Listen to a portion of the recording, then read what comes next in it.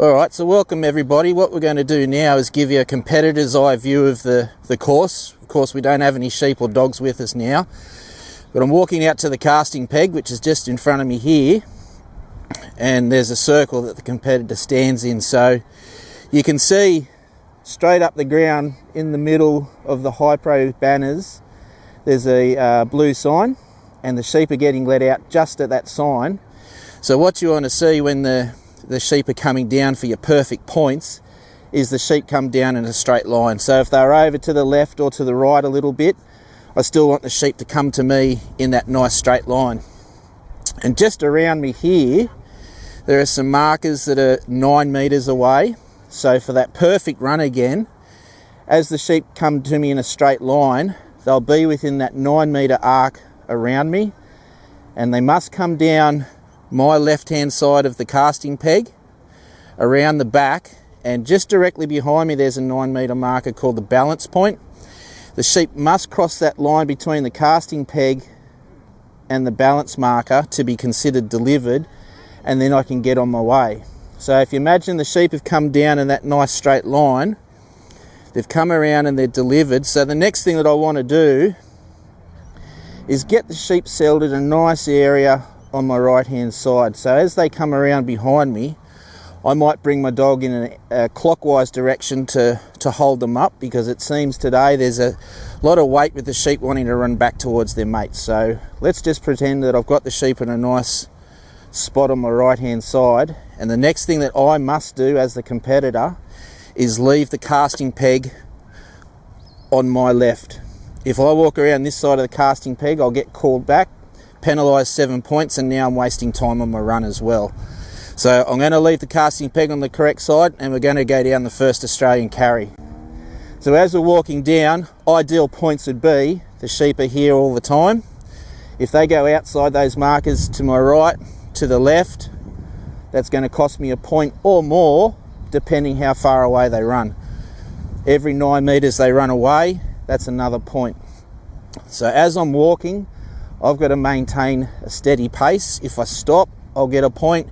If I slow down, I'll get pointed as well. While I'm walking down this first carry, I want the sheep within 9 meters in that great semicircle on my right, and then I'll be keeping all my points. And you can see up ahead over my shoulder, there's the gap that we're walking to. So on my left is the let out where the rest of the mob of the sheep are, and that is a bit of a draw for the sheep to run to. So depending what the sheep are doing, I may need to put my dog on the left to help block that drive for the sheep to want to go back down to their mates in the let out yard. So this first section of the course is called the Australian carry to the gap. So the sheep on my right hand side, all I'm allowed to do is give commands to my dog, and the dog has to do all the work. So now we're coming up to the gap, and just in front of me is what we call the set. It's a ring on the ground that I've got to stand in while I'm working the sheep. And so the sheep now have to go through this obstacle. And again, for perfect points, I've probably pulled the sheep up just in front of the obstacle. Just let them have a bit of a look before I start trying to force them through, because then we'll start a confrontation, potentially. So this next section we're going to go to is the first New Zealand drive section. So once the sheep go through the obstacle, I then proceed through the obstacle as well. And on the drive, the perfect drive, would like to have a triangle with the sheep in front, myself and the dog taking up a side at the rear and driving the sheep forward. So sheep have cleared the obstacle and they've gone through, so now I must walk through the gap as well. And now I get the opportunity to decide if I want to walk on the left of the course or the right of the course. I'm going to take up a left-hand position. I'm going to get my dog to hold the sheep, hold the weight on the right, because that's where that let-out yard is again, and there is a draw for the sheep to want to go back there, so the dog can cover that a lot quicker than what I can. So now we're on the drive section. We'll say the sheep are out in front. I can move around the course, left or right, if I need to. If the sheep break away to my left, bring my dog around or head the sheep to pull them up. That'll cost us a point and off course points. But let's just pretend it's a perfect run for the time being. If the sheep slow down or stop, I can stop as well. If I take a step back, that's going to be a costly error on my behalf and cost me points from the judge. So moving forward, I'm covering my side. I can use my arms, I can crouch down, I can stand up tall.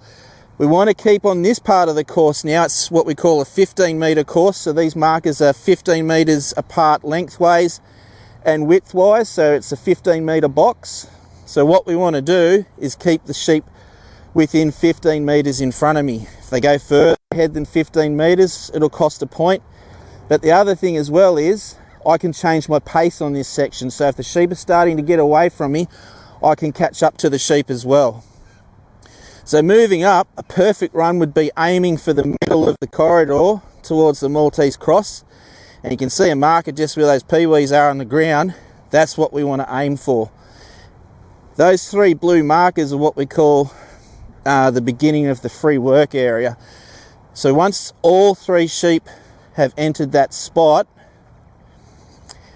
I can now enter that as well and then begin work on the obstacle. So I'm coming up to the line, one of the sheep have paused, so I'll wait for that sheep to go in. I might walk towards it to help encourage it in, or bring my dog in to get that last sheep in. Now it's in, I can step across the line and I can move anywhere within this part of this free work area marked by the blue markers. One important thing to note is the handlers can't go past this panel here. So my work area is here and the same on the other side. So the dog and myself can change sides without loss of points. So what we want the sheep to do is to enter the obstacle and go straight through and exit on the other side. And then the next part of the Maltese cross is entering from my right hand side. So the sheep have gone through, and now I'll send my dog right or left, what I think's appropriate, and bring the sheep back around to this entrance of the obstacle, because we're going to be heading down towards the bridge next. So the same applies here. I can't go past that panel. Working the sheep, helping the dog, trying to cover my side, the dog's covering their side, and enter the obstacle. The challenge with this obstacle as well, of course, is that first part we just did, the sheep can run out that side if they choose to, so the dog and I need to cover that. So I can come right up here without putting my arms over the obstacle, try and keep those sheep heading out towards the exit second half of that Maltese cross. So when the sheep exit the obstacle, we need to get on the second part of the New Zealand section. So once those sheep have crossed this line marked by these two blue and the one orange marker out to the right, the sheep have entered that next drive section, and now I can take up position as well. Before taking off, I can decide if I think I need to go to the right or to the left of the course to keep our perfect points. So I'm going to take up position on the left, and we'll just say that the sheep are in the middle of the course. So this part of the course is similar to what we just walked from the gap to the cross, except now that we're heading towards the bridge. So same thing again, I can move around the course as I need to. If I need to stop, I can stop. What you want to have happen on the drive section is one of the three parts must keep moving for perfect points. So if the sheep stop, I can stop and keep my dog walking, or I can stop my dog, I can put a little bit of weight on the sheep, or if the sheep are moving and I want to take a bit of pressure off, I can stop and stop my dog and let the sheep just walk forward quietly. So we'll just say that this drive section's been perfect, so no loss of points. Again, it's a 15 metre course, so there's 15 metre boxes coming up, and you can see the blue markers again. That's the free work line, or beginning of the free work area. So once all three sheep have entered the free work area, I'm then allowed to proceed forward into there as well. And now again, the dog and I can cross over without loss of points. If I think it's better for me to take up position on this side of the bridge, I can. get my dog to cover their side, and we try and work the sheep up the bridge. The sheep go up the bridge. Once they complete that obstacle, that's the end of this New Zealand section, and then we're on the Australian section. So one of the important things for the competitors is that once they start walking, they can't stop. So you might see some competitors stationary at some point whilst just getting the sheep in a good position before they take off for that Australian carry. So moving on to the Australian carry up to the pen now. So it's similar to the first carry to the gap. There's a straight line in front of me that I must walk up, and for perfect points I want to carry the sheep on my right hand side. So it does pay to set your sheep up before you walk off so they're in a good position near you. So you can see walking up the hill, it's a little way to go. So 1, 2, 3, 4, 5, 6 lots of 9 metre blocks walking up to the pen. The sheep break out to the right or break out to the left. It'll cost me a point.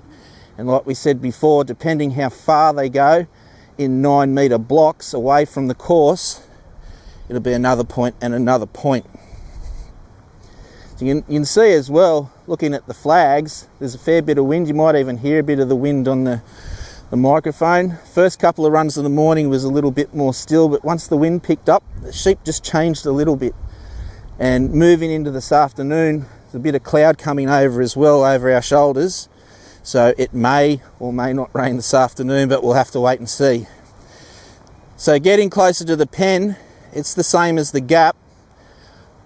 There's a ring that I have to step in to complete the obstacle, to finish my walk before I finish the course by closing the gate on the pen. So coming up to the pen, there is a bit of a gap between myself and the edge of the gate, and like's happened today and lots of other dog trials, if the sheep get a little sniff through this gap, sometimes they'll run through, and that'll cost us a point or more.